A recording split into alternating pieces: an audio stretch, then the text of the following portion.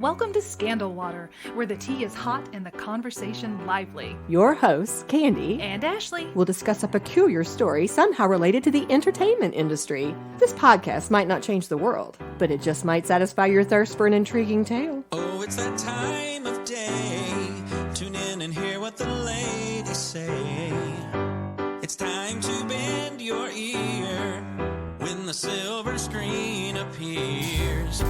Stories about the stage and screen and everything in between. So come on and join the fun. The curtain opens in 3, 2, 1. Good morning, Ashley. Good morning, Candy. I'm excited about today's topic. I think this is going to be another fun one. Because it was also the winner of our This, That, or the Other, right? That is absolutely true. We conferred with our 1993 Buy Me a Coffee Club members, and this is the topic they chose. That's right. Yeah. They're going to figure this out probably pretty quickly, but I don't know, maybe. Here's what I'm going to ask you. All right. While we were doing our 2 episodes to E.T., which I thoroughly enjoyed, little Drew Barrymore, who played the adorable Gertie, came up quite a bit. Yes, she did. And we talked a lot about her within the context of that movie. But what are a few things you know about Drew Barrymore's real life? About Drew's real life. Oh, sweet Drew. She seems like she has been an open book. Yeah. You know, Yes, the good, I agree. the bad, the ugly, the beautiful. She has just lived it all. She has been a child actor who has been to hell and back, honestly, several times. And she is still out here and thriving. And I know that she was in rehab when she was very young. She's had a very tempestuous relationship with her mother, which was a momager, and I don't know where they are now. Maybe you'll let me know, but they did not have a good relationship. Right. And she's been married a few times, and I think she recently completed rehab again or became sober again. So that's what I mean. She's just gone through everything, but she's always stayed so bubbly and Yes. so positive and so kind and sweet and real and authentic. I really do like her. I do too. And a lot of the things you just mentioned are going to come up in our episode today. So that was actually a nice little overview or teaser. You mentioned the word real two or three times. I have not watched enough of her talk show to know if that is an ongoing theme, but I have watched now several episodes in preparation for this particular podcast episode that we're doing. And I know I heard her say keeping it real several times in those episodes. So I do believe that that is something that is a theme for her in She's her also life and on her show, both. She's also a really good actress. She is. I think she's very talented. Well, it's interesting that you brought up some of the things that you did, because in researching for this episode, I found the Drew Barrymore show season 2 premiere. She wanted to become a little more personal with her audience, so she took her little crew with her to do a segment that she called My LA, and she revisited some of the important places of her childhood. Oh, that's interesting. And one of the places that she took this crew to was the institution that she was placed in when she was 13 years old.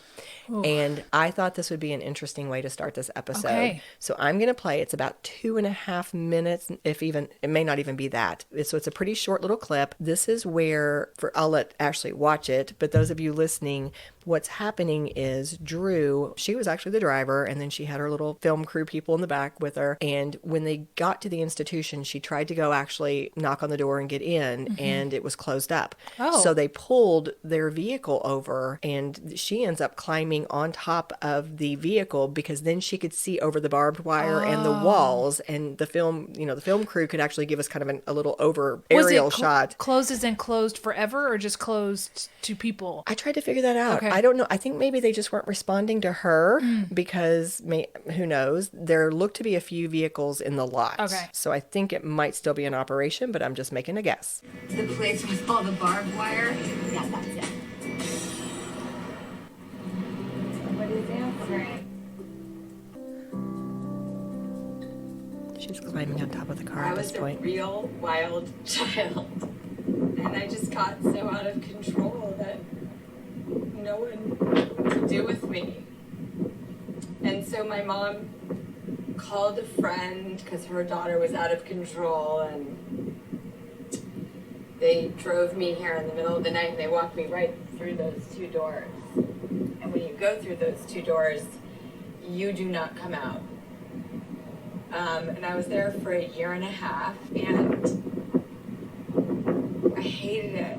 I kicked, I screamed. 1 minute you're at movie premieres and clubbing, and the next minute you're in a full-blown institution with barbed wire everywhere and you can't get out. I think this is important for me to share with people because when they watch our show, we have a very beautiful set. And I get to dress in nice clothing and get my hair and makeup done. And there's an elegance, hopefully, to the show. But I will never lose sight of this part of my story. And I have seen and been through things. And they've helped me just recognize in all of us that we go through stuff. And it can't be embarrassing. It has to be our strengths.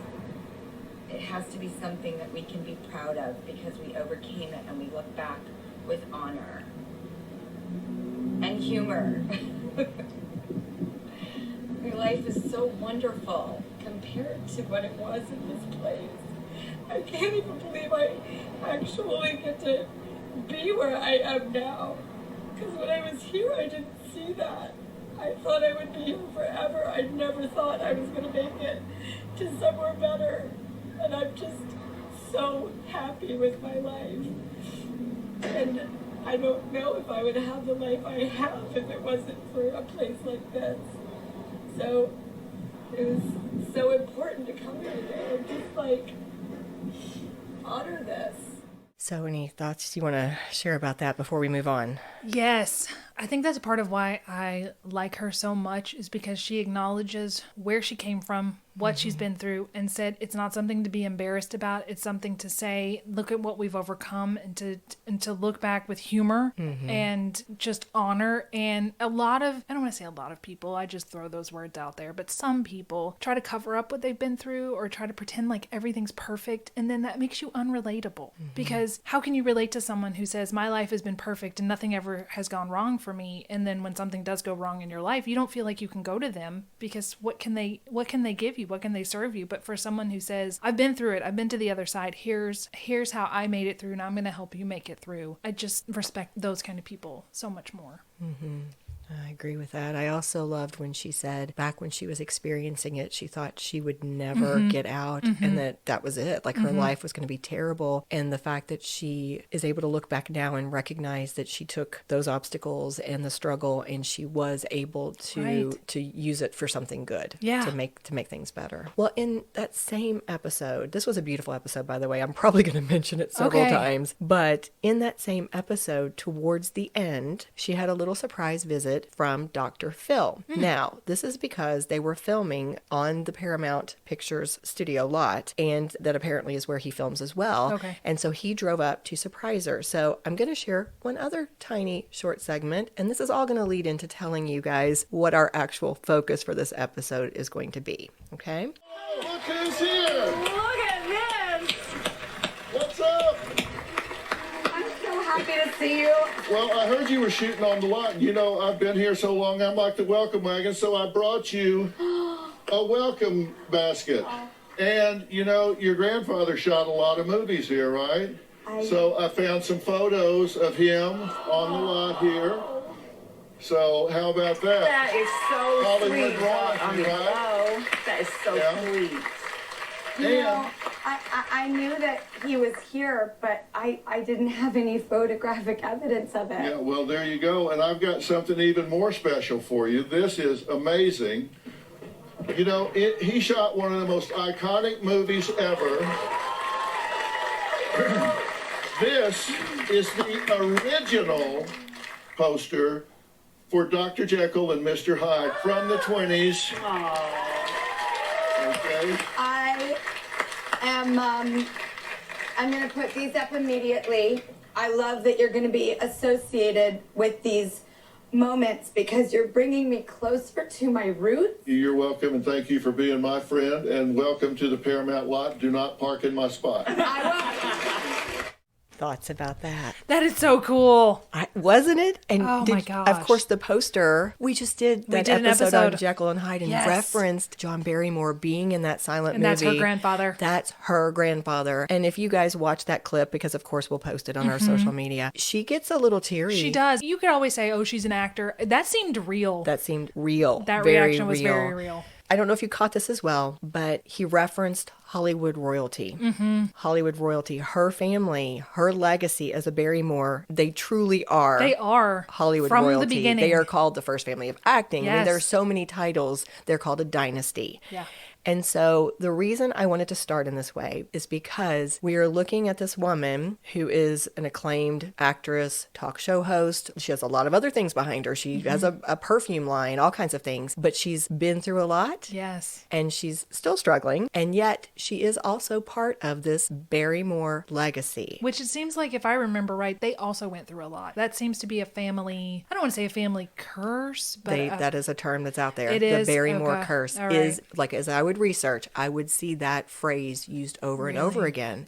And so that's something we're going to talk about in this Okay. episode. We're going Okay. to talk about the Barrymore legacy, and we're also going to talk about Drew, if you want to use this terminology, working to overcome that curse. breaking the Yes. family curse. Yes. So before we jump in, Ashley, you've shared what you know about Drew, but give us a few of the tidbits you already know about the Barrymore family. I know I think Ethel was more on the stage, and I know the least about John, but Lionel was Mr. Potter in It's a Wonderful Life. That's what we would all know him as. But he was also in another film where he played a gentle, happy grandpa in You Can't Take It With You with Jimmy okay. Stewart. So if you want to see the good side of Lionel Barrymore, watch that movie. Watch that one. Yes. Okay. Yes. Well, to start this out, I found a quote in a Vanity Fair article that I thought gave an interesting summary that also sounded pretty powerful. If this is true, I'm going to ask Ashley to read it to us Okay. really quickly. The puzzle of the Barrymore clan, stars of stage and screen since the 18th century, is one that has fascinated chroniclers for generations. They are the most charming humans, the most talented, the wittiest, the most delightful people ever given the bum's rush out of heaven, artist James Montgomery Flagg once said. At the same time, probably the most self-centered, spoiled, irresponsible leprechauns ever to crawl out of a hollow tree. Wow, that's vastly different. And what a statement, because talk about a dichotomy. Yeah. To be that talented and charming and revered, and yet to be called that self-centered. Yeah. And as I started researching, You found it was true? I saw a lot of it. Ooh. Yes, I did. So I thought, okay, let's dig into this. Okay. Now, I'm just going to put this out from the very beginning. We could be here for like 3 hours if we were really going to trace all the Barrymores, because they go back so far. 18th century. Yes, they go all the way back to strolling country players in Great Britain in the 1700s. I mean, like That's amazing. It goes way, way, way back. I'm not going to go that far back. Okay. And also, I didn't go that deep. Okay. So I'm giving you guys the more superficial version of the Barrymore family tree. Barrymore Family light. Yes, and I'm also just following Drew. Okay. Yeah. So we're actually going to start with Louisa Lane Drew. Well, it becomes Drew when she marries her third husband. Okay. But this is going to be Drew Barrymore's great-great-grandmother. Okay. Okay. Now, Louisa herself, very talented actress. And an interesting fact that I know both Ashley and I are going to love is that she actually performed in some plays with John Wilkes Booth and his father. Oh, wow. That is taking Right? it way back. Yes. 1800s right there. Now, according to the sources, Louisa had no children with her first two husbands. I believe they both passed away, not positive. Okay. But with her third husband, who was the celebrated actor John Drew, she had 3 children, one of whom was Georgiana Drew. This lady is going to become Drew Barrymore's great-grandmother. Okay. And we're going to call her Georgie because that was the nickname that she went by. Okay. Now, this Louisa, though, Yeah. great-great-grandma, I should say, she was impressive. Yeah. This was a little fireball. Apparently, she was short in stature, but so strong, so capable, incredibly impressive. As I said, really talented as an actor herself, her husband also, but she had a lot of credit for being comedic and also knowing how to kind of play up her husband and help him in his career. Now, even with the 3 young children, she found a way somehow To make it work? To make it work that she could still act. But in 1853, her husband John Drew is appointed the manager of the prestigious Arch Street Theater in Philadelphia. But according to several sources, he was not so great at this. And so she was helping him run the business. And also, he would just leave and go off and tour and do shows. And she's the one holding down the fort. Right. So apparently, somebody along the way, somebody in power, one source called them the stockholders, decided to make Louisa the manager in 1861. And by 1862, when her husband passed away, I mean, Oh gosh, he died he too. did. He died young. It was sad. But she is, I mean, she's running this thing, and she ran it for something like 31 years. They renamed it the Mrs. John Drew's Arch Street Theater. This is in Philadelphia.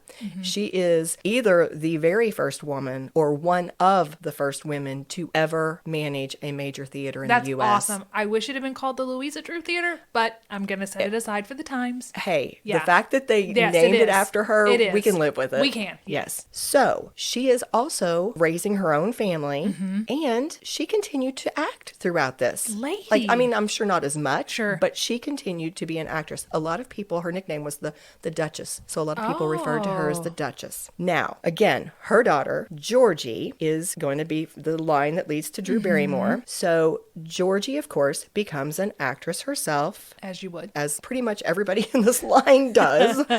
But while Georgie is performing in a show, she happens to meet an actor named Maurice Barrymore. All right, there's where the line. There we There's go. where the name starts. And yeah, exactly. This is where Barrymore comes into in the US. But here's an interesting little tidbit. Okay. He wasn't really a Barrymore. No. This guy was British, and he was born with the name Herbert Chamberlain. I think I would say Blythe. It's Blyth, either Blythe or Blythe, Blythe. yeah. Yes. So he did some boxing, he studied law, and when he decided to become an actor, this was a scandalous stage? thing. Yeah, his family hated this. This was something that was basically kind of shameful to Uh-huh. these wealthy people in England. So to save the family honor, He has a stage name. has It's a stage name. It is Barrymore is a stage name. yes. Oh Yes. my gosh. He changes his name to Maurice Barrymore, and he moves to America in 1874 to start working with acting troupes over here. And by the way, a lot of times they called him Barry as his nickname.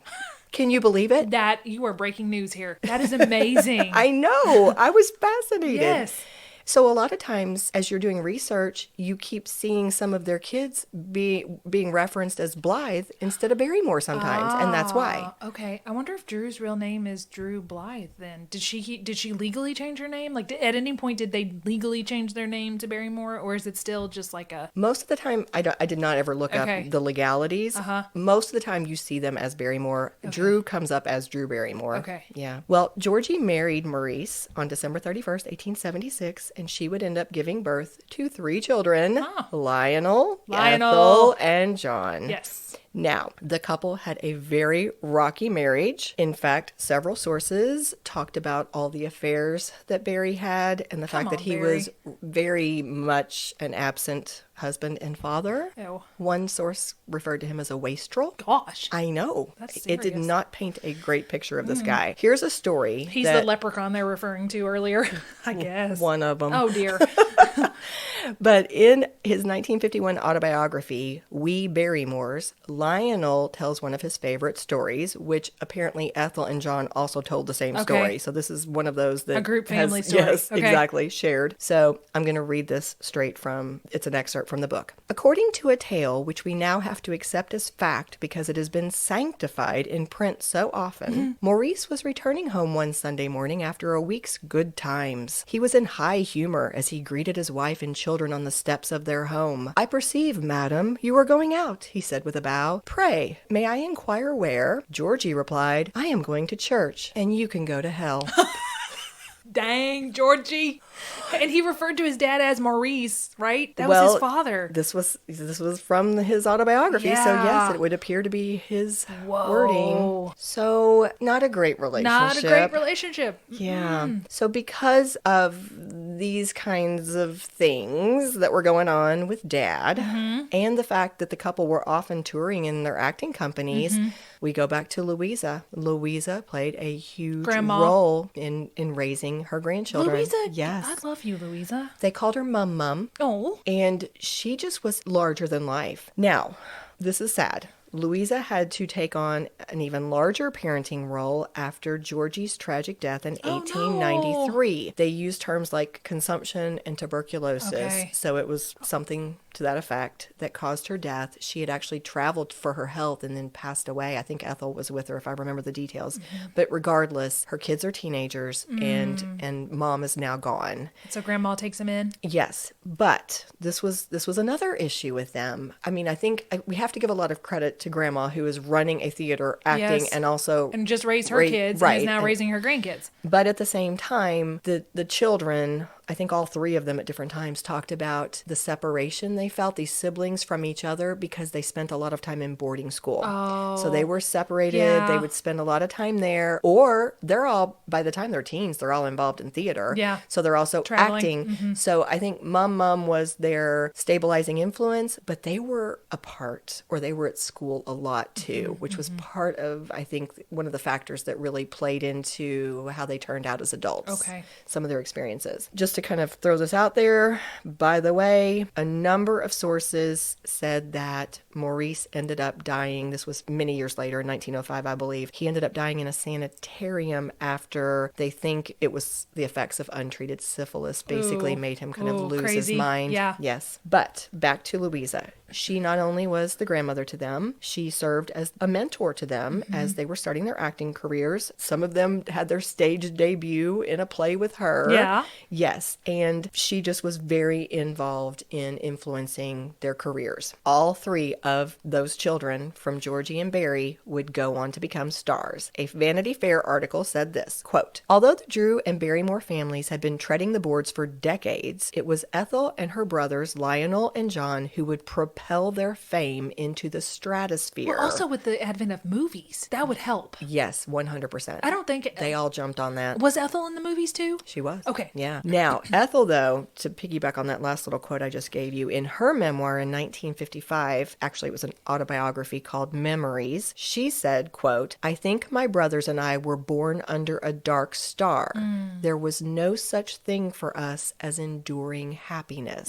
So I thought that was a theme. We've kind of already said that idea a couple times now. Superstardom, Yes, yet yes. no enduring Yes. happiness. They could not find contentment Right. or satisfaction. Yes, but no they matter gave it to what so kind many of fame. people. Yes. So this same biographer who was talking about them in the article, I thought this was an insightful comment. This biographer said something to the effect of, while all of these siblings would write and speak about their family's history with great pride, it seemed as though they all also recognized that genius came with a steep price. Ooh. I liked that I comment. do too. Well, again, we're following Drew Barrymore's Right. line, so we're going to live in, John mostly, but I have to mention the other Please two do. because they are so big in the Yeah. Hollywood business. All right, a quick word about Lionel. He's the eldest of the three, obviously, and Ashley's already told us he is best remembered as the despicable bank shareholder, Mr. Potter, in It's a Wonderful Life, but he was prolific. This man appeared in over 200 films. Oh my goodness. He was described as being the most eccentric and solitary of those three Barrymores. Okay. He openly talked about the fact that he was really acting because he needed money. Oh. Rather than because he enjoyed it. Because he enjoyed it. However, he was so highly respected and very popular, but mostly as a character actor. Yeah, They yeah. said he didn't have quite the looks Yes. for the leading man. He didn't. Yes. He also had very bad arthritis. You can see it in his later films. His hands are very gnarled Yes. with arthritis. 100%. In fact, he would end up spending the last many years of his life in a wheelchair. And because he was so respected as an actor, they started building that into his roles. Is that why Potter was in a wheelchair? Probably. Wow. Yeah. He had a couple of hip injuries and then the debilitating arthritis set in. Okay. And the combination of all those things led to him first having to use crutches and then eventually being in a wheelchair. Now, he also shared that he preferred other arts to acting. He was an accomplished artist. Oh, neat. And a composer Oh. and an author. This guy was talented. That is talented. And everybody described him as being outwardly gruff, but his friend and co-star Lauren Bacall said at one time about him, quote, "He was one of those people who pretends he doesn't need anyone and doesn't care, but is so thoughtful, so kind." He's like a Harrison Ford, Yeah.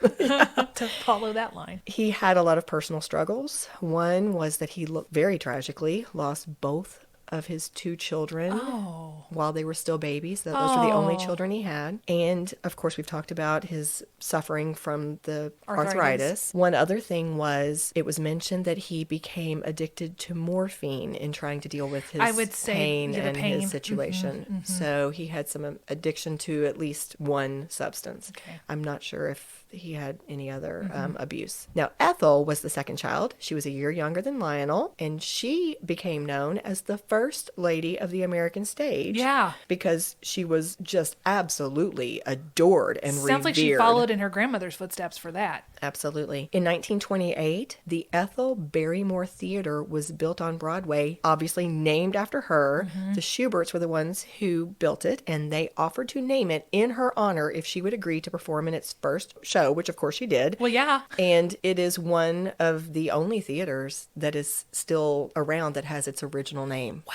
It is still the Ethel Barrymore Theater. That is influence. She was known to be beautiful, talented, witty. She had a number of guys after her. Rumor has it Winston Churchill was one of those that he proposed. Wow. She turned him down, but they remained friends. She did marry one man with whom she had 3 children, but he reportedly was abusive to her and cheated on her, and so they divorced after about 14 years. 3 kids seems to be also the number of kids they have. Yeah. And she struggled with alcoholism. Yeah. Now, over the years, she continued for quite some time to do both stage and film. Okay. But a notable performance was her Oscar-winning role opposite Cary Grant in None But the Lonely Heart in 1944. And then as she got older and she was doing these films, a lot of times she was cast in the matronly roles. Okay.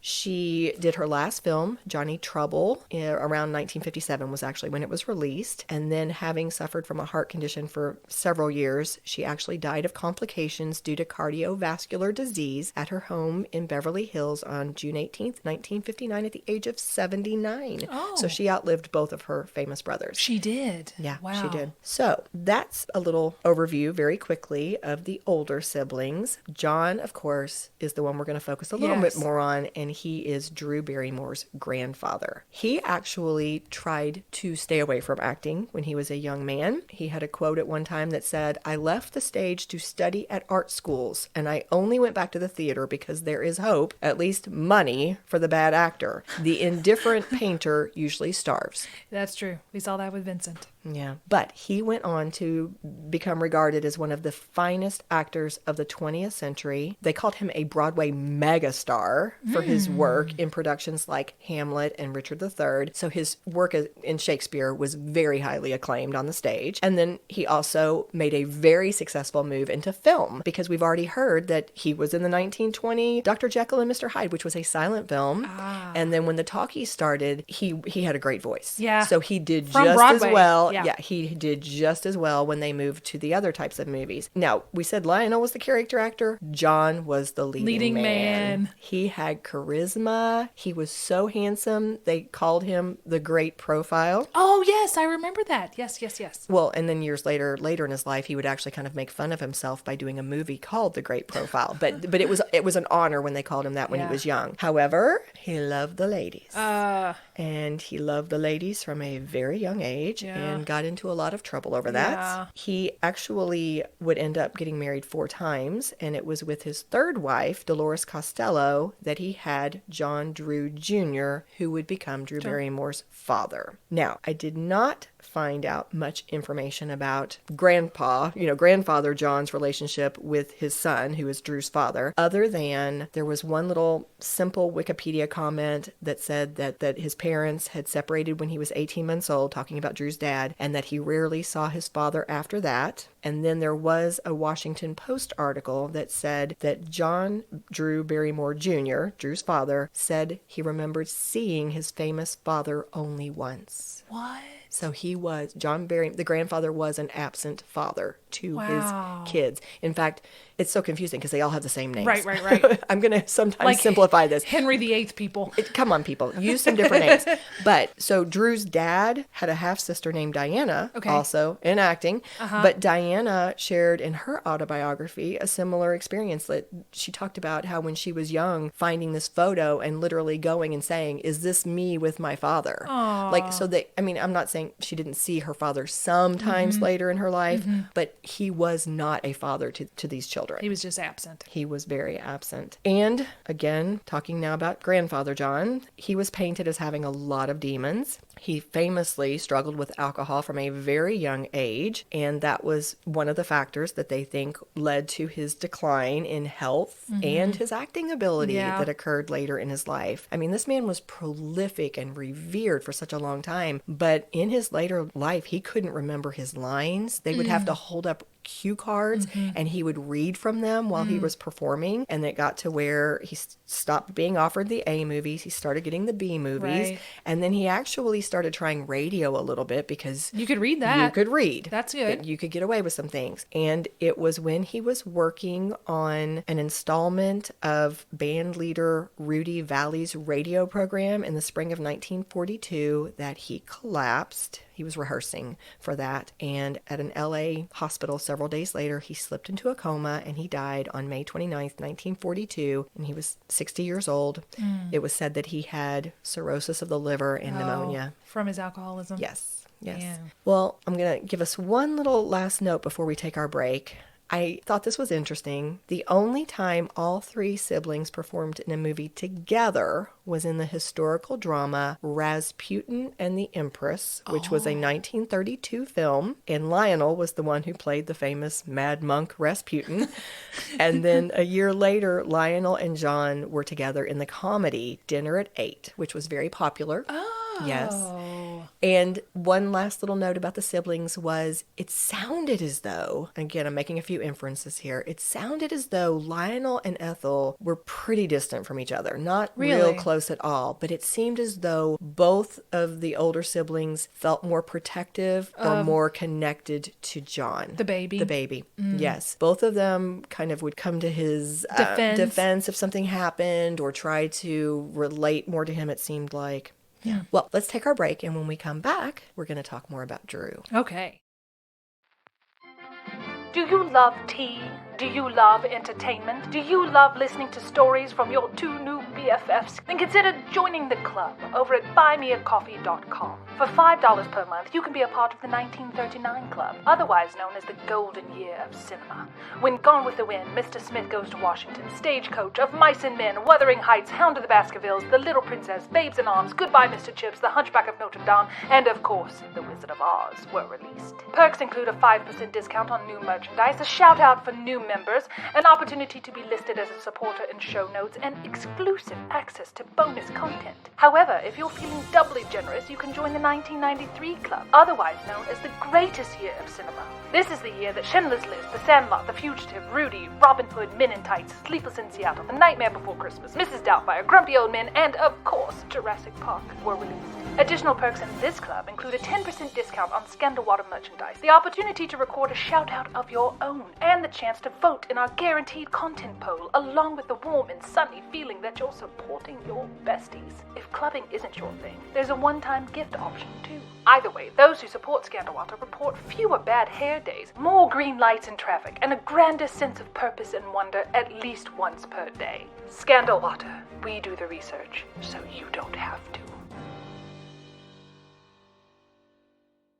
All right, we are back, and do you want to share with them what you looked up during the break? During the break, we looked it up to see if you can watch, tell me the titles of the films again, Rasputin and the Empress. And the Empress, and Dinner at 8. Dinner and at you 8. can watch both of those, at least on YouTube. You can see the previews, and you can rent or buy them off YouTube, and we watched the previews, and they were really good. Or fun. Well, we are ready now to talk a little bit more about Drew Barrymore's father, John Drew Jr. And the sad news is he largely followed in his dad's footsteps. That's what I thought. If you just take a little superficial glance at it, it parallels it pretty closely. Mm-hmm. He went into acting like his father, although he was not nearly so successful. Mm-hmm. He did not. I don't even know any films he's been in. I mean, he was in a number of things, but just I hadn't heard of any of them, I don't think. He also had 4 marriages.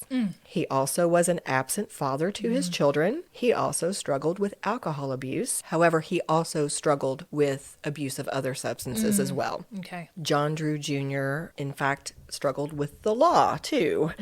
A Washington Post article said he got into repeated fights during his career, that he was arrested several times for drug use, drunkenness, and spousal abuse. Aw. And this was just a comment it made, which was interesting. It noted that at various times he was reported to be living like a hermit, a derelict, or a vagabond, and it was an odd article. Now, it was John Drew Jr.'s third marriage to Jade Mako that resulted in Drew Barrymore being born. Which is also it was the third marriage that resulted in him being born. So that's another parallel. Yes. And Jade, also an actress. Okay. There's another parallel. Now, they did not actually officially divorce for several more years, but Drew's parents were actually separated by the time Drew was born in early 1975. And of course, we all know she has shared quite a bit about her childhood and her relationship with her parents. So a lot of this information that I'm going to be sharing now is going to come from things that Drew has said in interviews, written in memoirs, or just otherwise shared. Yeah. Okay. Now, she has made it clear that there were long, long periods of estrangement from her dad. And, so lots of times she just didn't see him at all. But when she did see him when she was young, he could be unpredictable or even scary. There was a quote she gave at one point where she said, "My father was a junkie and an alcoholic for 30 years. Nice combo, huh? So that breeds bad behavior. It was hard for me to deal with growing up. It was chaotic and violent and scary." Now, Drew, of course, because of all this, was largely raised by her single mother, Jade, who we've already said had an actress life herself. She was trying to make it, although, again, like her husband, I didn't really find where she had much of any success. Okay. So she was not bringing in a lot of money. Okay. And that means that she was looking for ways to find money. So Drew mentions in one of her talk show interviews, it was actually the one with Brooke Shields that I watched, where she mentioned how her mother, her word was schlepping. Yeah. Her mother would schlep her Yeah. to all these auditions. And she shared in that interview that it was a huge deal when Drew made it big, E.T. being her first, breakthrough role. Because then they can afford things. Because then they could afford things. She straight up said she helped pay the rent. Yeah. It was because of if her. I work, we eat. Yes. And they got a car. She literally said, at one point, I was gifted a car and my mom could not afford one. So these things mattered. Yeah. They mattered. So you said that you watched that interview that I Drew did. Barrymore had with Brooke Shields Yes. as well? Yes. I love that interview, by It was the way. very good. I watched that one, and I also watched one that she did with Jeanette McCurdy, and that was also very good. I have not seen that one. Well, another little piece that I thought was powerful, they talked, obviously, it was about Brooke and her relationship with her mother, but Drew chimed in so many times with her experience because it paralleled so closely some of the things that had happened to Brooke. And so at one point, Drew kind of jumped in there to say, we both had to be the ones to navigate our mothers and to actually keep them alive because they were broken. We had to take care of them. Right. And so this was a theme, and this was something that was put on Drew and Brooke too, I'm sure, but we're talking about Drew here, at a very young age. And she felt the pressure to act and to be successful. Be the breadwinner. Yes, because she needed to help support the family and take care of her mother. Right. Now, on the flip side, Drew loved acting. In her 2015 memoir called Wildflower, she admits to being almost obsessed with her legendary family. She said, quote, "When my dad would talk about his own father, I would listen as if I was being let into this fairy tale world where dangers lurk, but fantastical, magical things can occur." Wow. And I thought it was also interesting. This is just another little thought that I threw in here. You and I talked about while we were discussing E.T. that while she was filming that, the woman who played her mom in the movie, that character Mary, was described as being kind of like a big sister. A child. Childlike herself, yes. And that role was modeled after Steven Spielberg's mother, who he said didn't parent them. She was she big sistered them. Yeah. That's how Drew's mom, Jade, was. Okay. She was the big sister. Okay. In fact, Drew has written that she grew up with zero protection and zero consistency from her mother. Again, she didn't recognize this as a child, but reflectively as an adult, especially as a mother herself now, she has said that she did not recognize then just how inappropriate A lot of what was going on was. Exactly. Her mother took her to Studio 54 when she was 9 years old. Drew was quoted as saying, "So wrong, but so fun." Yeah. She was only 9 when she first drank alcohol. Which means she was 3 years older than what we see her as in E.T. Just for a little bit of she was context. 6 in E.T. So 3 years on from that. Yeah, I think she turned 7 while she was filming, but point is the same. Yeah. By the time she was 12, she had tried cocaine. Yeah. And we've already talked about the fact that she was put in rehab by the time she was 13 and spent 1.5 years there. Mm-hmm. So it was, I don't know how to say it, her childhood was traumatic. Mm-hmm. We heard her say in that clip that she was a wild child. Mm-hmm. She was out of control. Mm-hmm. She had to be put there. And while it was devastating to her, she also recognizes that it really changed her life. It was interesting because in that same episode where she was taking the tour of, she called it My LA, mm-hmm. they actually started by visiting the neighborhood where she was around the time she was filming E.T. when she was around 7. Mm-hmm. I guess that was when it came out. But regardless, she got teary looking at her house, and she said what she remembered was how lonely she was. Mm-hmm.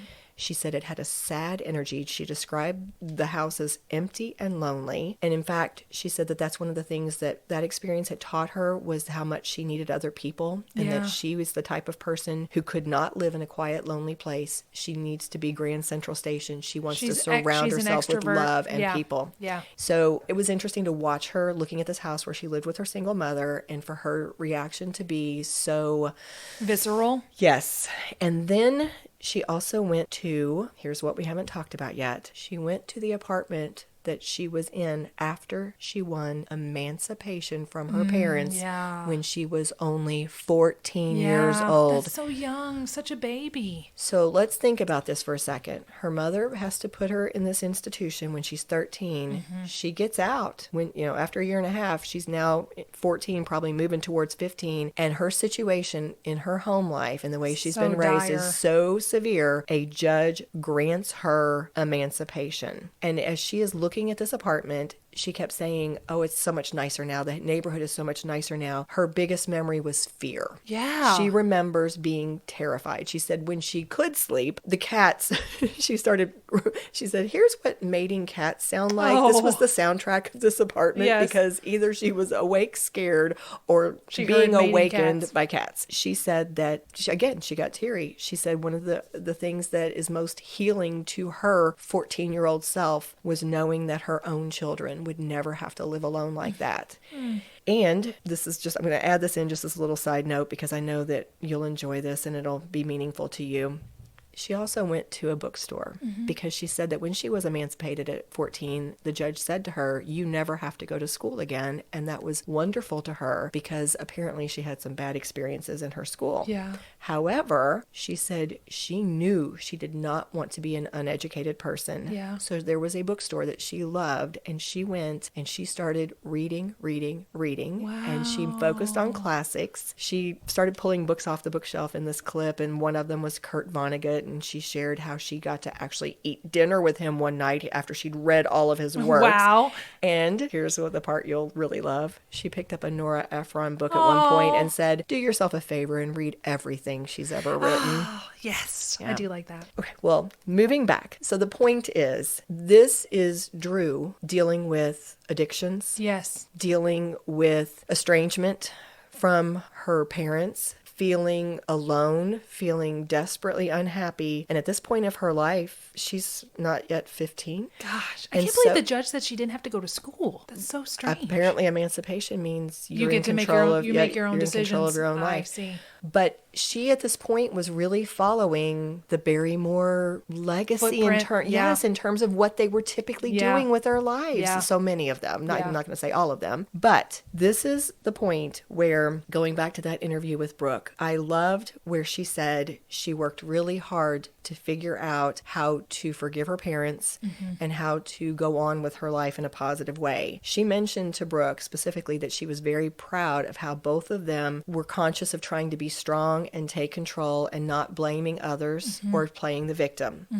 And that was how she phrased it. And so she said she spent a lot of time in therapy. This is not in the interview. This was in things that she'd written. But she spent a lot of time in therapy. And one of the other ways she took control of her life, you've already referenced this, in 2019, after realizing that she was starting to again have an issue with alcohol, she became sober. She gave up alcohol. And she also did things such as trying to reach out to her father, despite the fact that they'd had all this estrangement. When he became terminally ill later in her life, she found care for him. She paid for care for him. And before he died of cancer in 2004, when he did pass away, she released a statement that said he was a cool cat. Please smile when you think of him.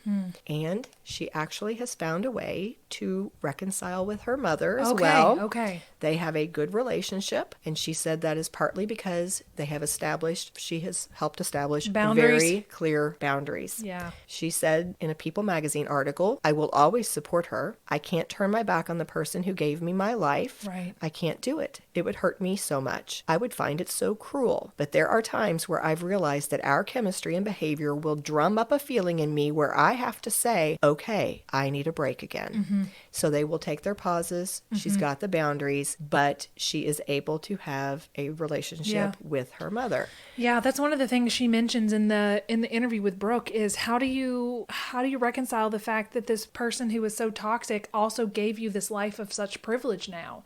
Like if she hadn't been the way she was, I wouldn't be where I am today. So how do you put those two things together? Yeah, she did. She said if she hadn't schlepped me to all those auditions, I wouldn't be hosting this talk show, and I love doing this. Right. Yes. Something else that I appreciated, when she was looking at that home she had shared with her mom at 7 years of age, she shared this little insight. She talked about how she would, at that time, as this young 7-year-old, every time they would eat meals, she said she would notice that she would be seated at the table with the plate, her food, and her mom would be like standing up or moving around the kitchen or standing at the counter, and that it was just such a thing to her. Like she was like, why can't my mom sit with me? Why am I by myself? Why can't she sit and eat with me? And it was just something that just really got to her as a child. And she said that now that she's a single mother of 2 herself, she said she suddenly realized one day, what am I doing during meals? They're sitting and eating and I'm serving. I'm running over here. I'm getting more food. I'm taking care of this. And she goes, she has come to realize her mom was a single mom. In that particular instance where she had judged her mom for it, she realized her mom just needed to take care of things as a single mom, and not everything can be the Norman Rockwell moments, is how she put it. Right. And I like that about Drew, that even as she, I think, tries to objectively see and analyze all the bad, I think she also tries to see the good. Yes. And I think that's why she's survived and thrived through this. She is able to see the bad things that happened to her, but also see, well, they gave me this good. Yeah. So one other thing that I think has helped Drew break this Barrymore curse, if you will, is that she really has tried not to repeat the patterns, but to break them, to learn from what's happened and to do things differently. In fact, that has been a huge theme that has come up so many times, is how as a mother herself who's gotten control, she is in control of her nuclear family, she has tried to create a totally different environment. And she said at one point, I am lucky that I got dealt some cards that showed me what it's like to not have family. And I am much luckier to now have the chance to create my own deck. I loved that. So to kind of bring this to a close, I thought I would take it back to the focus of this episode, that Barrymore family legacy in general, and the fact that it is this dynasty of actors, okay? In addition to all these things with her personal lives, Drew has said that she really feels the pull of her family's craft. Yeah. When Dr. Phil gave her those gifts, we've already said she was genuinely touched. She was. As I was doing this research, I came across different times when she would write things about being so proud of that history or that legacy. There was an Instagram post where she had found an old Hollywood photo of her grandmother, Dolores, and she posted it. And she had this nice, sweet little blurb about how she needed something positive that day and came across this picture of her grandmother and what it meant to see her as this young, beautiful starlet. Yeah. So those things I think are very meaningful to her, and she truly loves her profession. She said at one time, here's a quote quote, "I'm not trying to do this job because I feel any obligation. I think there is magic in genetics. I feel so compelled to do what they do." Yeah. And then one last little tidbit she shared. In her kitchen, there is a small TV that is always tuned to Turner Classic Movies. Yay! And she said, quote, "It is never not on because it's a portal. They come and visit me through it. I will be walking into the kitchen and there will be Lionel or John or Ethel or my dad, and I literally gasp for air." Oh, wow. Isn't that beautiful? It is. Yes. I thought, what a perfect way to end this. Armchair psychologist. So what are your thoughts, Ashley? Ooh. We've kind of been armchairing this whole time, but what I am really fascinated with is what you just mentioned about how she said there's a pull of the genetics. And it's like she couldn't fight wanting to be an actor if she wanted to try. I wonder if her children, if she's going to allow her children to become actors, or if they will, if she is going to break this curse, if she says, no, my children are not going to be actors, and then it would end with her. You know, at least this acting dynasty. I imagine, and I'm inferring, that she will let them choose at a later age. Right. I think that what she has learned from her childhood is, and what she wants to give her children is a childhood and maybe a foundation that they can then choose what they want to do with their lives when they are of age. Yeah, that's it. That's a guess. But I think that's fascinating about genetics. Like, you are pulled to things, you were called to things, and you feel it. And this was strong. I mean, this goes back to the 1800s, or you said maybe even the 1700s.